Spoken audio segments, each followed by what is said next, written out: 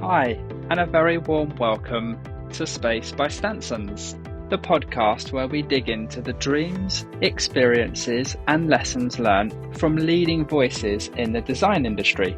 Our guests are the real rock stars of this show, and we are super grateful to them. Today, I'm jumping into a chat with Greta, the design principal at Woodalls, and I've got 3 projects to ask her about.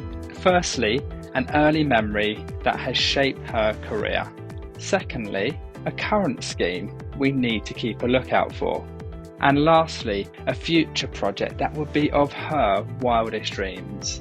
Before we roll, we feel the love when you share, rate, or follow the show. So please go for it. Now, on to Greta. Thank you, Greta. Thank you very much for coming along. It's nice for you to carve out time in your week and to hear about what you've done and where you've been and your projects, I guess. Absolutely. Just talk to me a bit. Your principal at Woodalls, like, what does that look like, just in a nutshell? So when I think about my role, Mm-hmm. sometimes I imagine it visually. Oh, cool. So there's almost like 2 bubbles. Mm-hmm. You've got our amazing team of designers, Mm-hmm. and then you've got another bubble, which is our clients.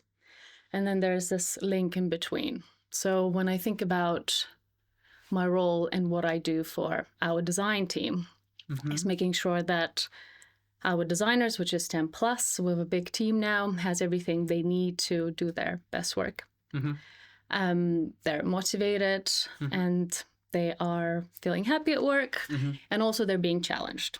Mm-hmm. And then our clients, it's very similar, making sure that we are challenging the brief, we're understanding the brief, Mm-hmm. we're understanding their aspirations and the vision for the future workplace. Mm-hmm.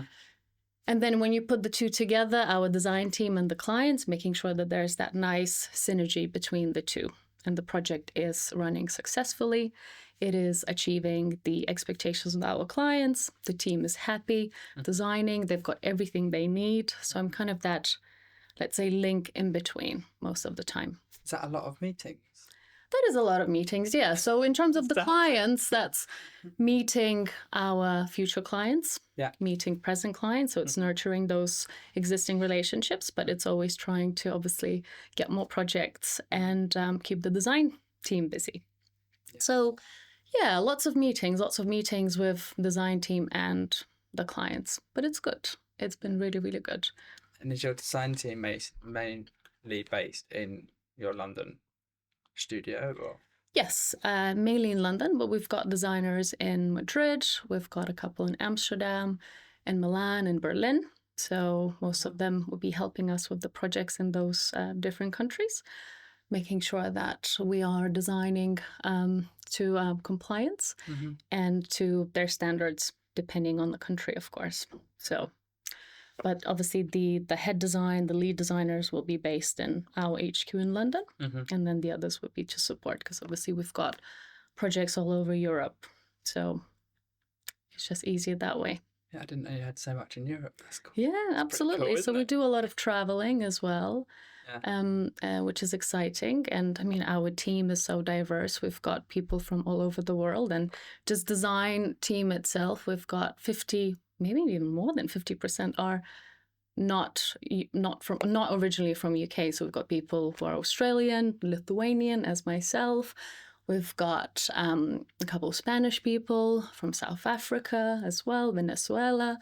So it's a very diverse team, and I think every one of them adds something different, a different flavor to our team, and we love it. It's great. Yeah, no, it is.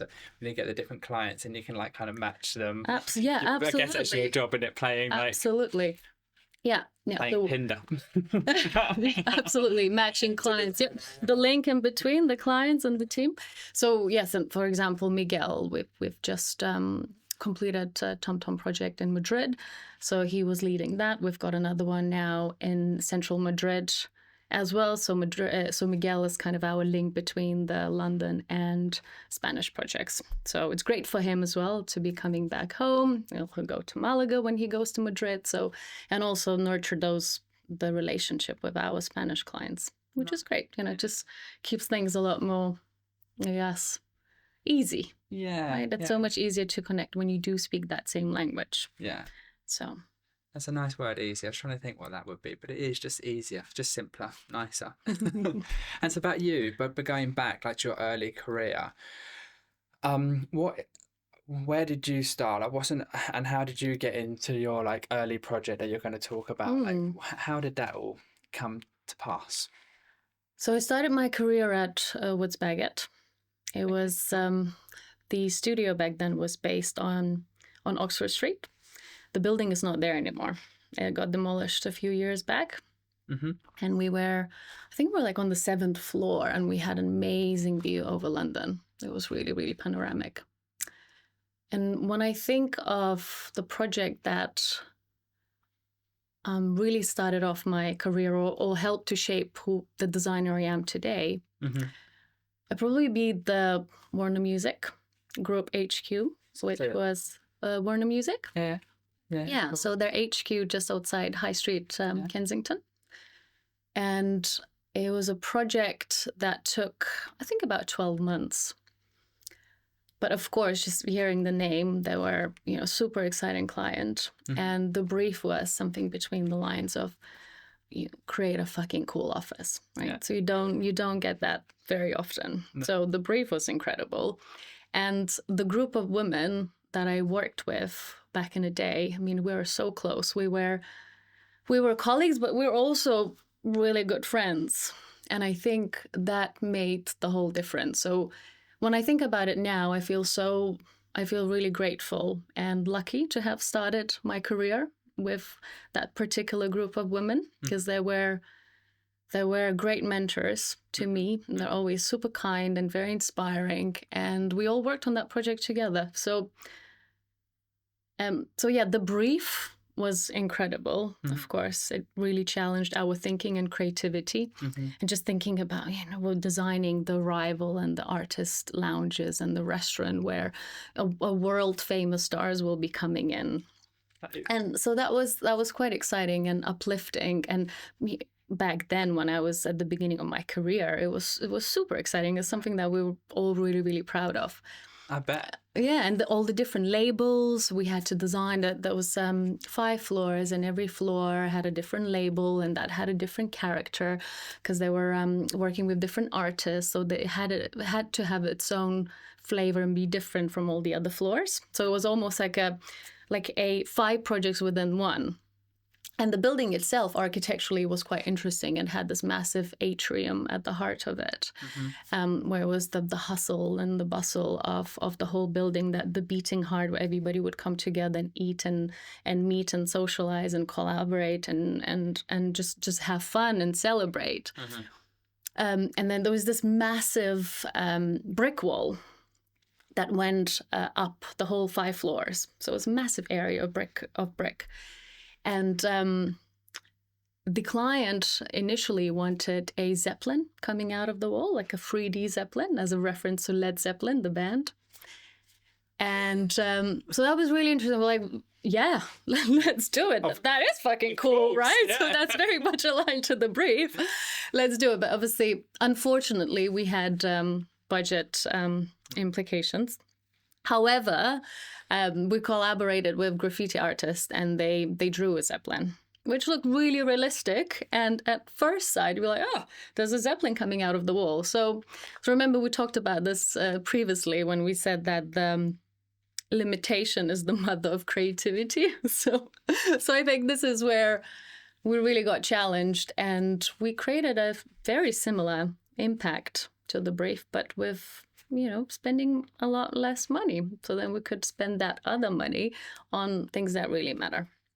And again, going back to the budget, we had to get really creative, and we were buying things on eBay, so accessories, Chesterfield sofas and armchairs, because that was the energy they wanted, this kind of a pre-owned industrial, something that feels already quite lived in and not new and not polished. Yeah.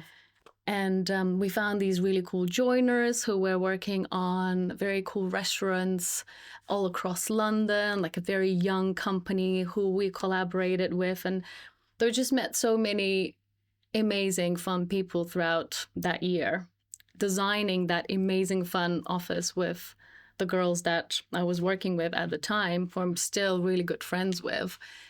And having a client who was challenging us and who was very open and who trusted us. And in the end, we did create a fucking cool office. You hit the brief. Absolutely, we hit the brief. So it was, and I think every time on every single project, it's really the people that make that whole experience a lot more enjoyable. Nice. If you love working with the people that you spend every day with, I mean, when you think about it, a human being spends approximately 90,000 hours in their life at work. So I think now we probably will be spending more still working, but not necessarily in the physical environment. That could happen from home or a cafe or whatever you choose to do your work from. So you spend the colleagues. Most of the weeks you'll be spending more time with your colleagues than you will be with your children or your partners or your friends and so on. So I feel like, especially in London, it's really important to make sure that you have those close relationships and the people you like in that physical environment. Yeah, no, I agree. I do so agree. Like what you said about spending more time with them and your family, it is totally true, isn't it? Picking the right team to be with. Yeah. That's obviously. So you obviously had to get creative and you had to push the boundaries in terms of creativity to fit things in within a budget. And I love the graffiti idea. How has that shaped how you now sort of go ahead and how you look at things when there's big ticket items or? Absolutely. And thinking about, it's kind of related to, I think about if I had that project again, if Warner Music came to me or Warner Bros. Or similar entertainment company would come to me and ask to design an office to me and my team, I think it'd be even cooler, right? Because now with all those years of experience, what we've learned, what are the priorities at the moment as a designer? So not just the aesthetics of it, but actually how does the space make you feel? It's not just about how it looks, but it's about how it makes you feel. Do you feel happy? Do you feel comfortable? Do you feel inspired? Is a space making you achieve your best? Do you have spaces to self-realize yourself, or spaces motivating? So I think it'd be taking all that into consideration. The design, what it taught me was obviously the mentoring I had from my team, how they treated me as a designer who was a lot more junior than them. It taught me how I want to treat my team. It's gonna say, has that changed how you treat your team today? Absolutely. I always look back at them and I think, they make me feel good. Like I want to make my team feel good as well. I want them to feel like they can trust me and they can be comfortable with me and they can come to me when they don't feel their best, whether that's personal or professional. So yeah. No, that's great. And then you mentioned that you're eBaying and on all of those like secondhand, pre-loved, like getting furniture and dressing spaces, which has actually become very trendy to do that now from a sustainability perspective, and stuff has a story, and we've touched on having a story behind things. Yeah, absolutely. So now that's very trendy, but back then, was there resistance to that?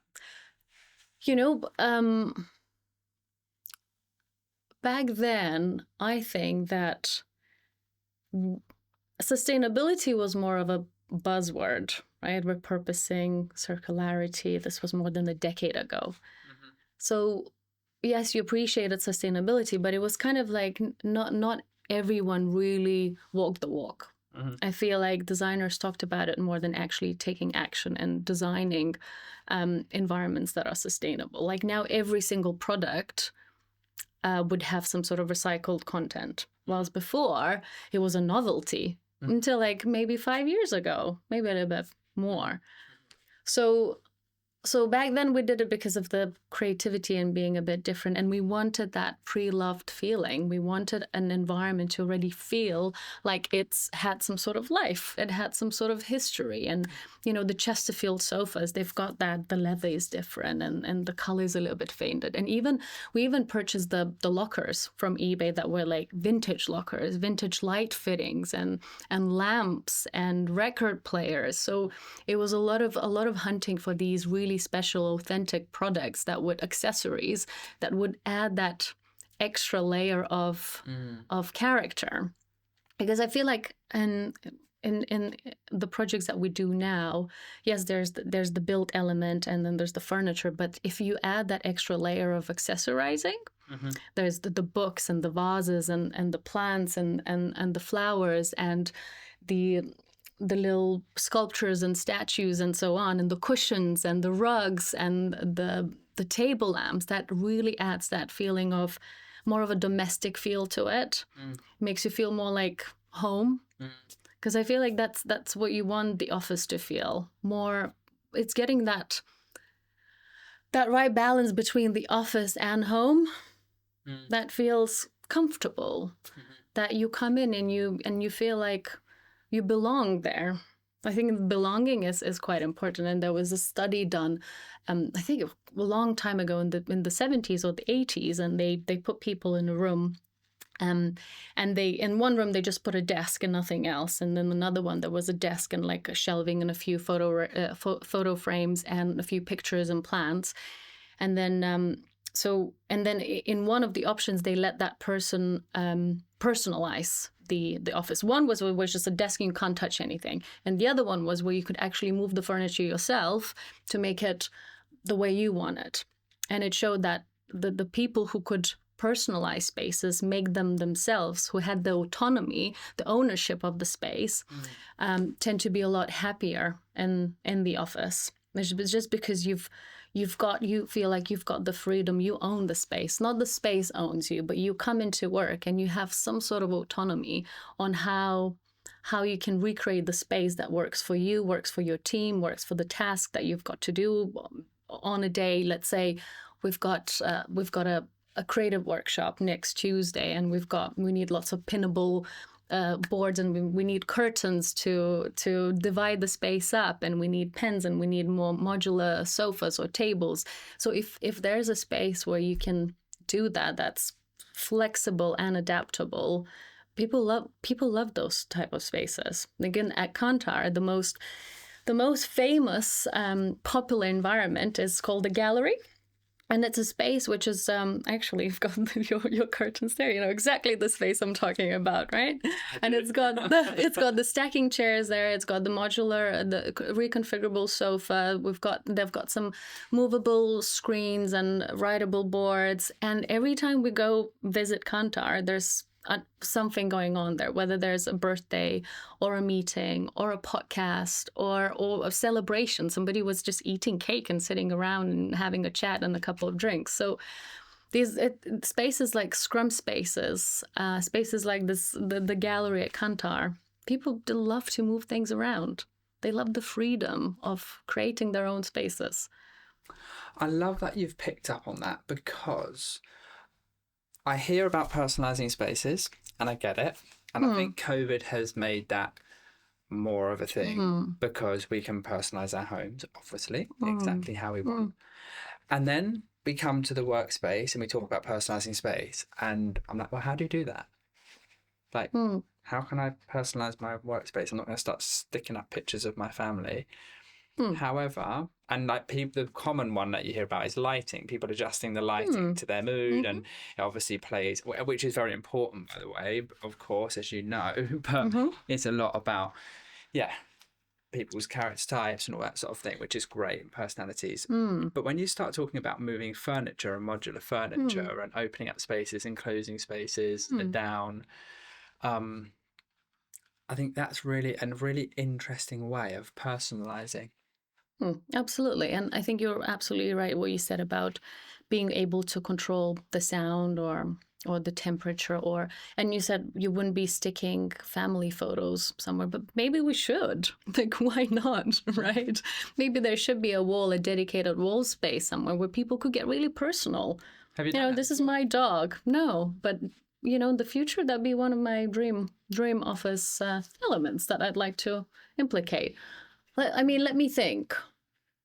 It's just interesting you say it, because I was at Google earlier this week chatting to someone there, and they have a massive wall in their office where it's all pictures of everybody's dogs and their name, because they bring dogs into the office, as you well know.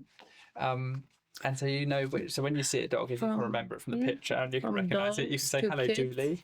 There's only one step, right? So maybe they'll start bringing their baby pictures soon and sticking them on the wall, and then partners next. So dog, baby, partner, and who knows what comes next. Yeah, but why not? Why not?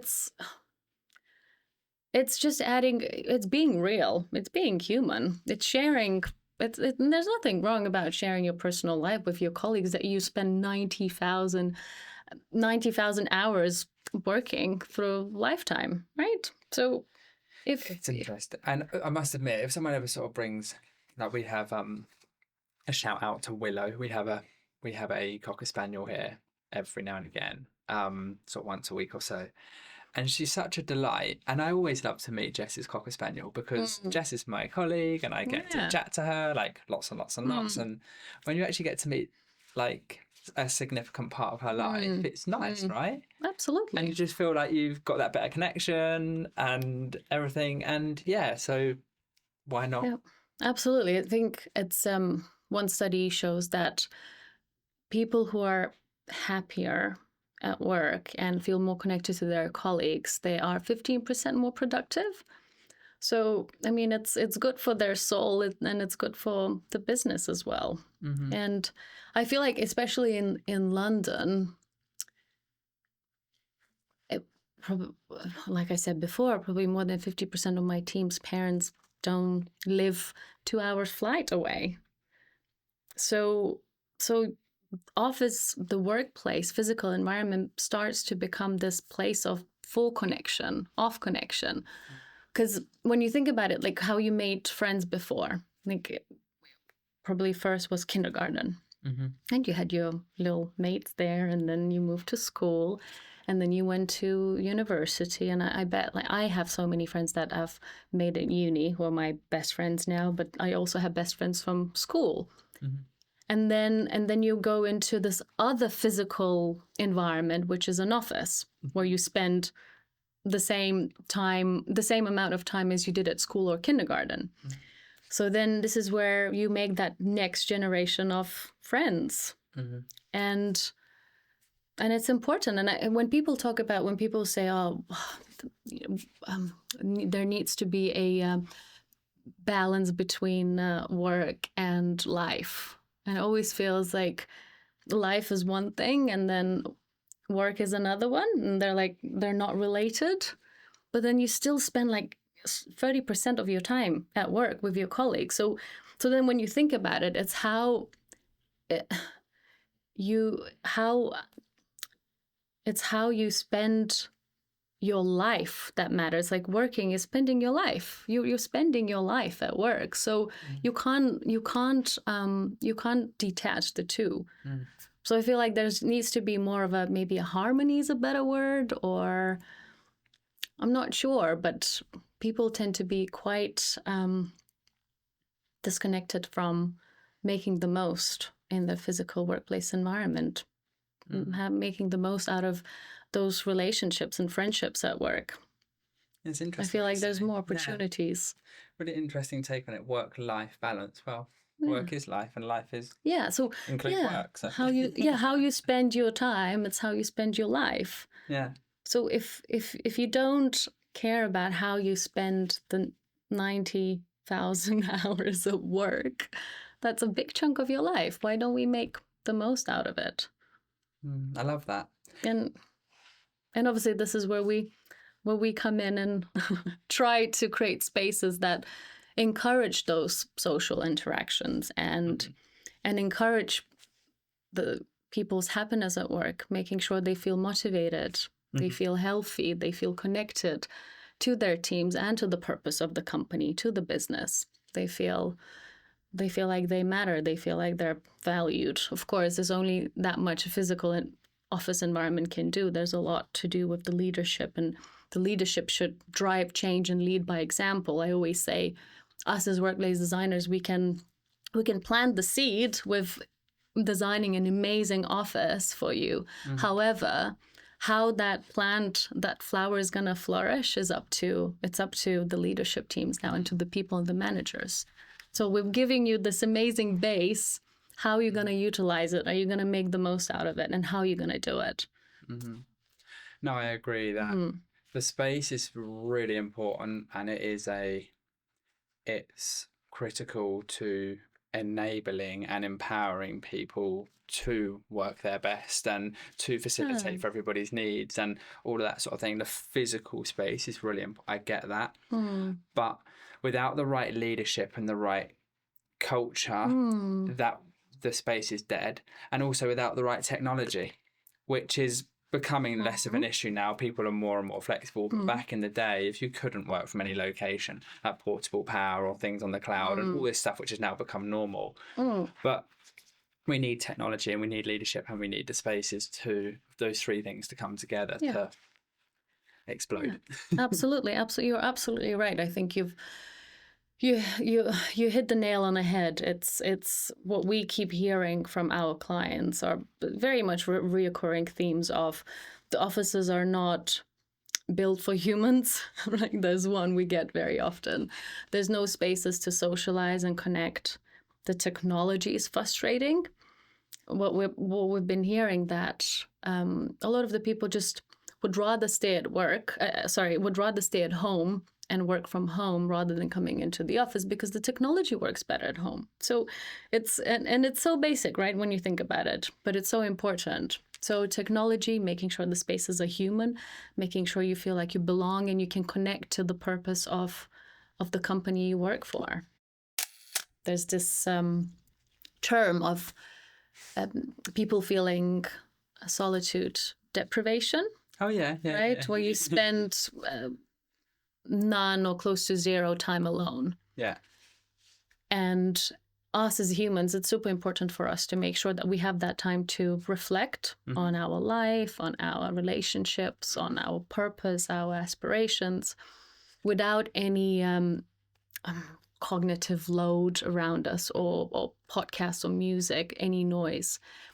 And when you think about it, the best ideas you get is not sitting at your desk in the office, but it will be mostly when you're running or you're in a shower or you're walking to work or you're exercising. And I feel like we need to design more inspiring spaces like that in the office. But I feel like they should be quiet and serene.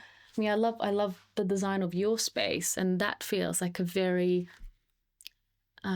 warm, pleasant, quiet, soft environment where you could actually sit down, concentrate, and focus, and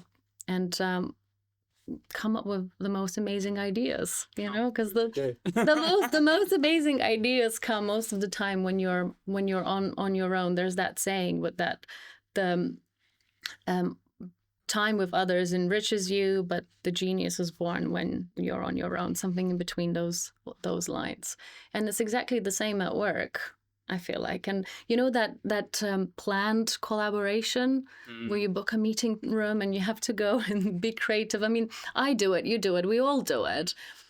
But most of the time, the creativity flourishes in the most unexpected ways and locations and environments when you least expect it and be like, bing, suddenly.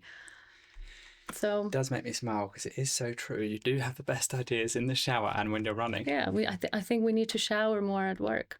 We need to shower. Okay, 10:15, time to go have a shower. a little running track. Yeah, our next collaboration meeting. You know, when we'll get to the future project of mine, the dream office. I mean, that's what it should have: showers everywhere, running tracks.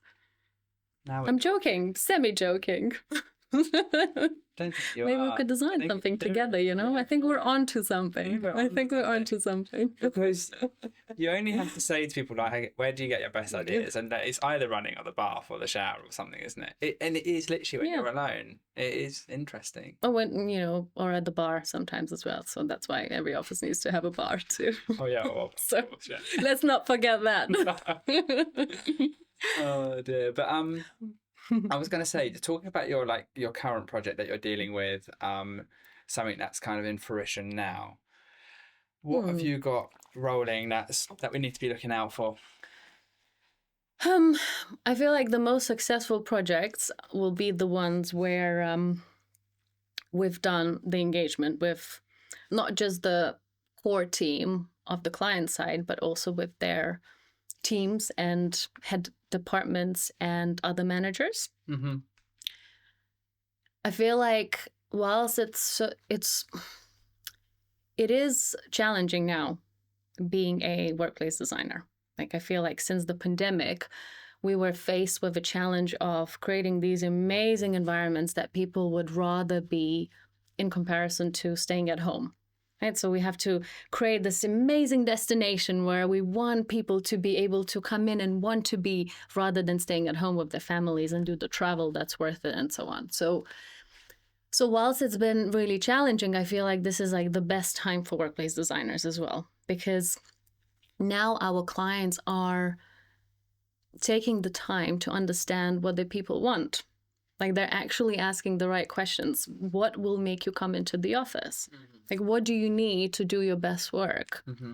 Whilst before, we didn't really have a choice. It's funny to think about how before we just came into work from 9 to 5 every single day, 5 days a week. Mm-hmm. Now I can choose, or a lot of companies still can choose. I can stay at home or I can go into the office. And if the office is not going to offer me anything better than a home does, then why would I go there? Like, it needs to have more value. So now we do a lot more engagement with our clients and the teams and various workshops and interviews online, in person, and we do utilization studies. So there's almost like, there's data, right? So data, it's utilization studies, online surveys. Data is facts. It needs to be appreciated and understood. But then there's also a story. Mm-hmm. And the story is a lot more human. It's asking people the right questions and really listening and understanding what your people need. What are their expectations from the future physical environment? Mm-hmm. So it's something you need to feel and understand and listen. So when you put the two together, the data and the story, then you have the foundation. You almost come up with your why, right? Why are we doing this? Like, and if you nail down the why, then the people will that is relatable to your team. They will understand it and they will support you, right? So they will support the core team throughout that journey of the new design of the office. So, you know, it all goes back to the people and listening. And it's going back to that almost personalization as well. At the beginning of our conversation, what we talked about. And it's when you make people feel like they're part of the process of the design. Mm-hmm. So with our previous projects with WeTransfer and Kantar and TomTom, we've invited various team members from the client side to come and join us in the showroom visits, and they made decisions. They picked the actual furniture pieces, and then it feels like they're actually creating their own physical environment. It's like, you know, you picking furniture for your home. Mm. So then when you come back to the office, it's like, oh, like, this is the piece I picked, right? I made that decision. Guys, listen, yeah, right, you know. Yeah. It was my idea to put a curtain there. So then you're designing together. Obviously, I love when the client challenges us, and I love when the clients love being challenged. Mm-hmm. So then it just becomes this lovely collaboration from both sides. Mm-hmm. But yeah, what makes a project successful is listening to the people and designing offices to people's needs. Do you find that why people are bringing back to the office is a recurring theme? Like obviously you've got the problems that they're solving and what people want, but is it down to company profitability, or why the people? Why it's beneficial to have them back in? So is that not one you can answer? Oh no, absolutely. I mean, I can absolutely. It's we've noticed that since the pandemic that we can do solo work really well. Like we realized overnight everyone's started working from home. Something that before we didn't think would be possible. Mm-hmm. Yeah. Before we'd be like, working from home, are you actually working? What are you doing at home, right? There was this mistrust. And then suddenly, for 2 years since 2020, right, we started working from home and it was fine.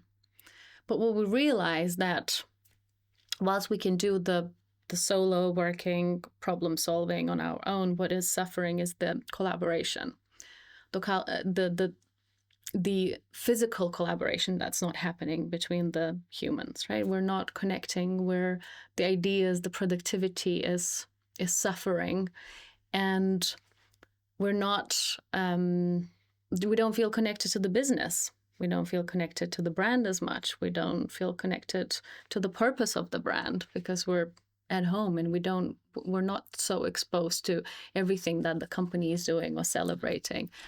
And I feel like another reason whilst we got over the pandemic of COVID, another pandemic started, which is the pandemic of depression and loneliness and isolation. So there is the workplace depression stats, which say that nearly 60% of UK's workforce feels depression symptoms at least once a week. 60?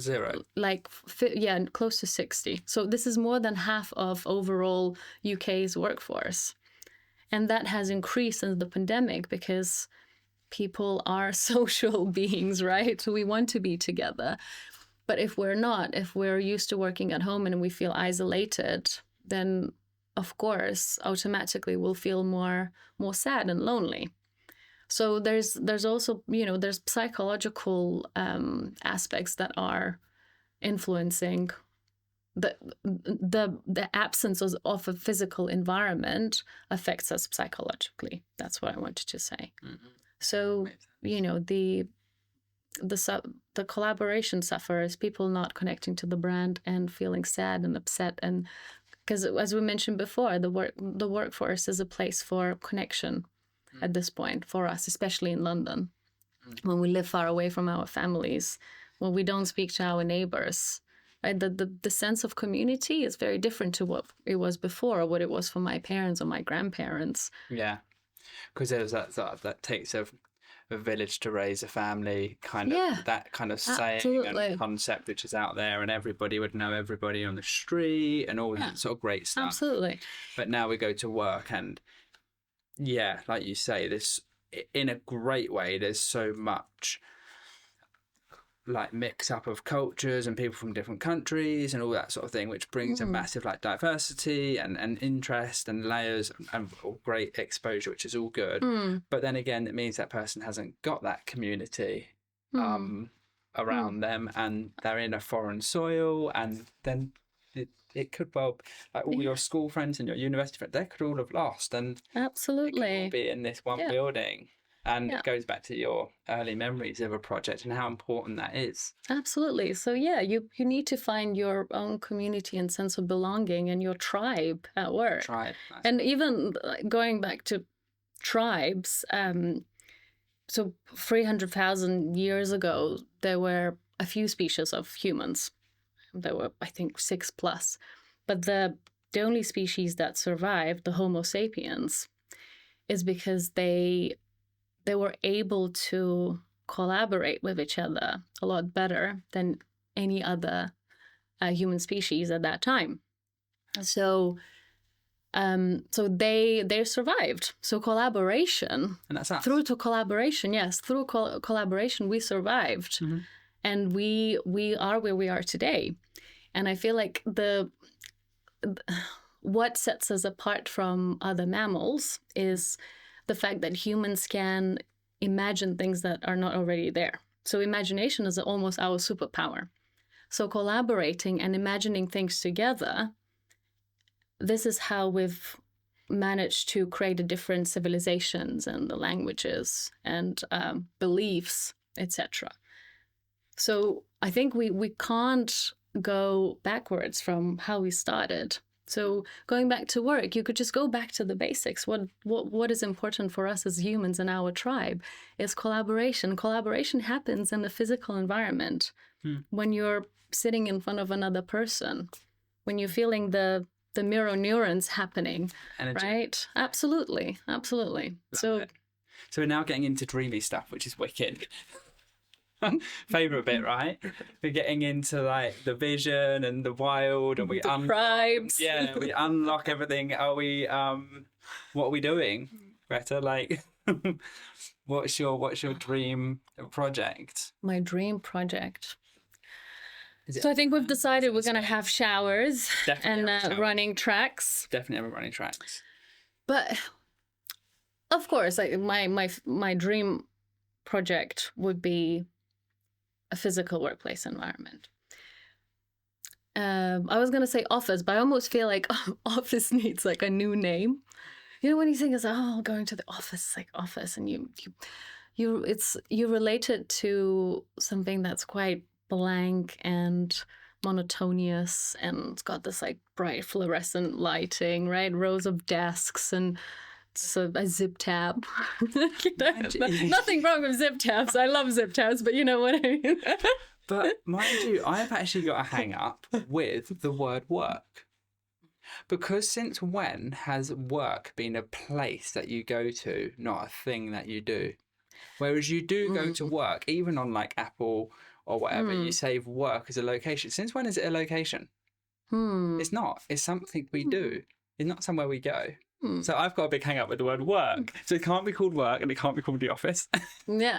I mean, the first, they say that the first office was in 15th century, and it was the scriptorium. This is where the monks were copying scripts, basically. Right. And I bet it was a very different environment. It was probably green and ornaments and super quiet, and you're just there. Mushrooms. Probably, yeah. I mean, you know, why not? A long time ago. So, yeah. Yeah, absolutely. So I think it wouldn't be called an office. It'd be called something like a lot more personal, which our space, or you hear people calling it second home, which kind of is, you know, your second home or a place away from home. And I'd love to design something immersive, something that really activates your 5 senses of touch, smell, see, hear. Not everywhere, of course, but something's that is a lot more experiential, and it obviously would depend on the brand. But if it was, you know, a very cool brand like Spotify or Netflix or Warner Bros. And you could really have a lot of fun with it. How you translate the brand through art installations. And I'm sure you're familiar with the work of Acrylicize. They just do amazing stuff. I always feel so inspired by them, and I'd love to collaborate with them more. And so some things that really has an impact as you enter through the doors into the space, and you're like, and you know, maybe the experience starts before you enter into the building. Maybe it's outside. Maybe it's on your phone. Like that whole experience, how you see the brand and how it impacts you. So, but overall, like whilst I'd love it to be all super immersive and amazing, it would have to be still designed for humans and make sure that it's healthy, it's full of nature, biophilic elements and everything, and a space that feels like more of a, almost like a natural habitat to people, where we feel closer to the nature itself, in terms of the lighting, materials, furniture, everything that you touch, that you see, that you smell and experience, making sure there are spaces protected for solo thinking, spaces where you go energize, spaces where you can socialize with your team and build those new friendships and connections, and, you know, areas where that really activate your seeking system, right? And areas where you want to explore and be curious and experiment, and that when activated, you feel lots of dopamine and you're excited and happy. And I think motivation is very important when you're thinking about the design of the office, like what motivates people. And it is like with our ancestors, it's that the being curious and exploring and trying new things and wanting to understand things. That's how we got to where we are now. So we need to keep being curious, but being curious together in the physical environment in order to achieve something bigger and create something even more amazing. And how would someone with a neurodivergent brain handle this ultra-sensory environment? Oh, and that's why I mentioned that it wouldn't be everywhere, right? So there are spaces where you can go all crazy, and there needs to be protected environments for 20% of our neurodivergent population, which is every fifth person, right? So, and I think it could be a lot higher. Absolutely. We just don't know. Yeah, it could be 30. Yeah. Most people, the time to get how long it takes to get diagnosed, or whatever the word is politically correctly, I don't know. Yeah. Yeah, but no, at least 20% is amazing, isn't it? Yeah, absolutely. So it needs to be designed for different personalities, different needs, making sure people have choice, and they can pick where they go, and then they can pick how they want to reconfigure the space once they're there. So a good choice of spaces, it's key, I guess, giving people choice. What you need to do on a day. Do I need to go and really focus, and I'll go in the library and just lock myself away for a couple of hours? Or I feel super extroverted today and I need to see my team. I feel so happy. I want to have fun. I feel super social. I'll go to the bar or the cafe, right? Or wouldn't it be great if someone was like, I'm feeling a little bit down, I've got to go to the office to cheer up? Oh my, that would be wicked. I hope people do. I feel like that. Yeah. No, it takes your mind off things. I mean, I really like my team. So I do feel like they can make me feel better. But there is a connotation, isn't there? Like, I'm sure you have a great experience. You work for Woodalls, you've got a great culture, you've got a great team. To be honest, I'm actually in the same boat. I actually love coming, and I love the people that are around me. Everybody is super nice, and I actually miss them if they go on holiday or something like that. I actually miss them, genuinely. But there is a connotation, isn't there? Like, oh, Monday, got to go to work. It's like, really? Just get a different job then.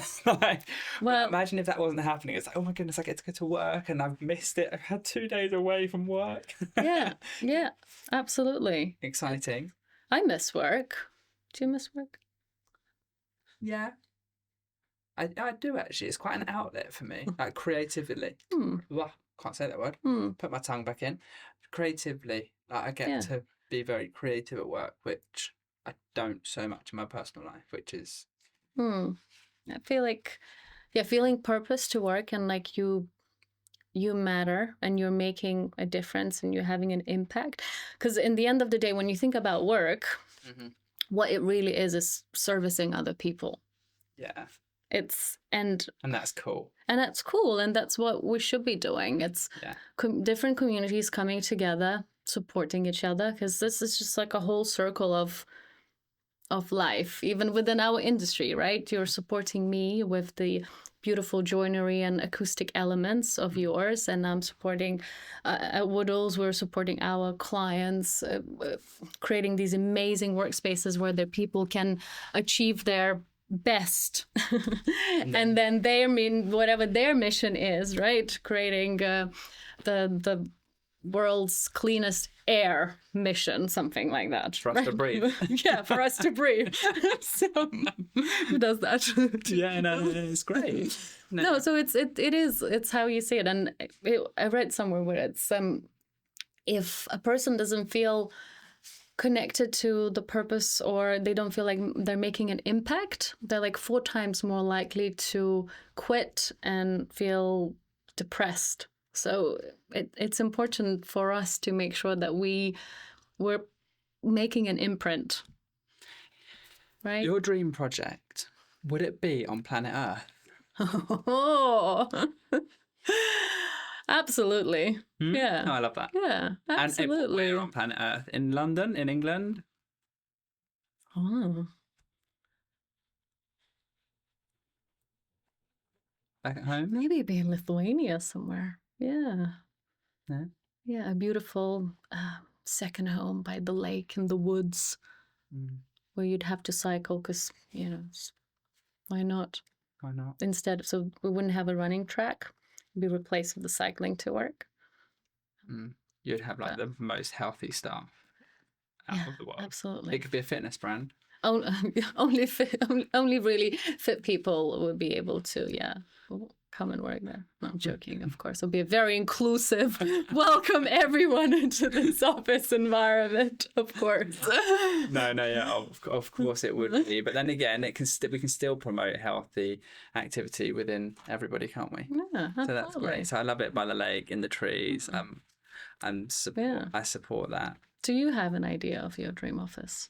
If you were to design an office or anything, it doesn't have to be an office. What would you build? What would you design? I love stuff that unlocks people's potential. I think everybody has got including me, has got so much potential in them that's not unlocked. And we're limited by our own thoughts and our own mind and what we tell ourselves. And we can do so much more. But it's giving people that belief, giving them that, do you know what I mean? And giving and empowering them and enabling them. And that's why I love this, and I love Office, and I love design. And because I think it is one of those platforms, it's one of those outlets to unlocking people to become the best version of themselves. But that means genuinely so much to me that if I would love to work with disabled children and help them unlock and live the best quality of life that they could. That's what I would do. That I would literally, and it would be, I don't know where it would be, probably somewhere sunny because I'm solar powered. I am actually solar powered. So yeah, disabled children, somewhere sunny, and they would come in and they would have quite a limited outlook because of the upbringing or whatever the reasons, their physical abilities, and then they would leave and they would be like flourishing, like actually smashing life and living great quality of life. That's beautiful. Don't know how I'd do it. It was what I would do. We should do it. It reminds me of I guess the idea of the project reminds me of our community project that we're doing with Woodalls for the Weavers Adventure Playground. Talk to me about the Weavers Adventure Playground. I'd love to. So at the beginning of this year, we decided as a team collectively that we wanted to do a bit more and use our design superpowers to support, by the way, local communities. I love this superpower. Now carry on. So got in touch with Tower Hamlets. Yeah. And we asked whether there was a little project that they needed help with, whether that's a youth center, a community center, a school, anything at all. We connected with this really lovely lady who suggested we support the Weavers Adventure Playground. So it's an adventure playground for kids in Bethnal Green, just outside Bethnal Green. So it's like 2 lines from Bank where we are to Bethnal Green. But the crazy thing is that Tower Hamlets, that's the borough, has the highest number of children in poverty in the whole of UK. Whoa. And that's really heartbreaking and shocking that in such close proximity to the city, where the biggest companies, right, live and flourish and so on. And then right next to it, you've got children suffering in poverty. So the Weavers becomes a safe space for kids to come after school or during holidays. And there's lots of lovely volunteers who work there, and they look after them, and they do arts and crafts or different dancing activities. There's amazing outdoor space with swings and climbing things and a basketball court. Like, it's amazing. I feel like, and it's all protected, it's all safe. And as for a kid, like living in London, it just provides an amazing facilities, being outdoors, running, playing, physically playing with your mates, rather than obviously sitting on the computer and doing it virtually. But also keeps kids away from getting in trouble and knife crime and things like that. So you design the space for them? So what we're doing now, we're going to refurbish a little area of where they do the arts and crafts. So it's a massive warehouse. We've done a mural in June. So they've turned 50. So us and the team went and we painted. The local artist designed the mural. We've various different manufacturers are donating things like lighting and flooring. The plan is to repaint the whole of the interior, repolish the floor. We're reusing the old furniture from our existing clients who are moving, and we're gonna take it into Weavers. So they're gonna have new stackable chairs and tables and everything. So, and it's a communal. Whilst we're doing it as Woodalls, supporting the community, where the whole of the industry is supporting, really, in a way. And we've got a Just Giving page as well. If you could share in the notes, that'd be very much appreciated. Totally. So, and it's something like that really it makes you feel just like you're making a difference. So you're not just designing offices for amazing clients and their team, but you actually trying to make a difference and create a more inspiring environment for our younger generation, right? Who maybe one day will be designers and artists and painters or architects, builders, etc. So, and it's probably one of my favorite projects, to be fair, at this point, because of the impact it will have on. And whatever they choose to do, whether it's in the industry or not, the fact that they're getting a better shot at life and they maybe have more self-confidence, or maybe they have more ability to reason or to present or something like that. And you just think, okay, fantastic. That's a good thing, right? Yeah. Every time I go there, I feel so inspired. Like, the sense of community there is incredible. There's this one gentleman that we met. He's a third generation. So his dad went to that playground. He went to that playground, and now his kids are going to the playground, the two boys that he's got. And it's just like, it's incredible, right? So everyone's so kind and down to earth and just really, really lovely people. And I feel like London needs more spaces like that. And they can't risk to be shut, because that's just going to risk the well-being of the kids in Tower Hamlets. So this is a project we're really passionate about and we're very excited about. And hopefully we could make all the works happen by the end of this year and do a little opening, hopefully. Fingers crossed, right? This is the vision. So you won't get anywhere without a vision, so you've got to start, haven't you? Love it. That's such a positive note, Greta, to finish on. Like that, we spoke about early projects, we spoke about what's happening now, we spoke about the future dreams, etc. But to actually then really bring that back and ground us into the community and what's happening today and what we're doing today to help the future as well as now. I think that's such a lovely positive note. And I think that's something that we can all kind of remember. That's really why we're here, and that's what we're making a positive impact in whatever we're doing, whatever circles we operate in. So thank you very much. That was a really delightful chat. Thank you. Pleasure to be here. Thank you for having me. Thank you very much for listening. I'm also very grateful to all our guests. If you've enjoyed it, please do leave us a rating and a follow. Or if you know who else would like to join the podcast, share the names. We're always open to hearing. Until next time, keep happy, keep healthy, and take care.